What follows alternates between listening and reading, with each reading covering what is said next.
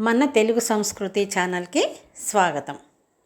బాలలు, ఇప్పుడు మనం ప్రత్యయాలు, విభక్తులు వీటిని గురించి తెలుసుకుందామా?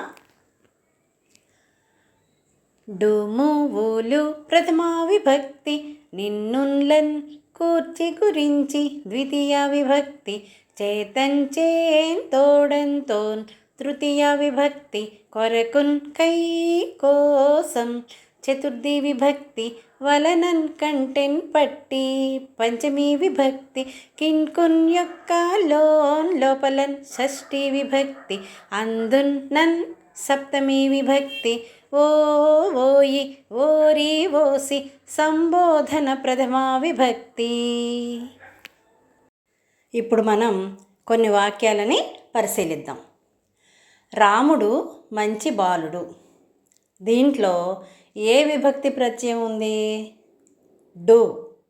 డు అంటే ప్రథమా విభక్తి. డు మో ఊలు ప్రథమా విభక్తి అని చెప్పుకున్నాం కదా మనం, అదనమాట. తర్వాత మన దేశ వీర గాథలను తప్పక తెలుసుకోవాలి. ఇందులో విభక్తి ప్రత్యయం ఏమిటిది? ను. వీర గాథలను తప్పక తెలుసుకోవాలి. ను అంటే నిన్ నున్ లన్ కూర్చి గురించి ద్వితీయ విభక్తి. అలాగే మూడో వాక్యం చూడండి. నదుల పరవళ్లతో పంటలు బాగా పండుతున్నాయి. తో. ఇందులో ఏమొచ్చింది? తో అనే విభక్తి ప్రత్యయం వచ్చిందనమాట. ఇది ఏ విభక్తికి సంబంధించింది? చేతంచేన్ తోడంతోన్ అంటే తృతీయ విభక్తి.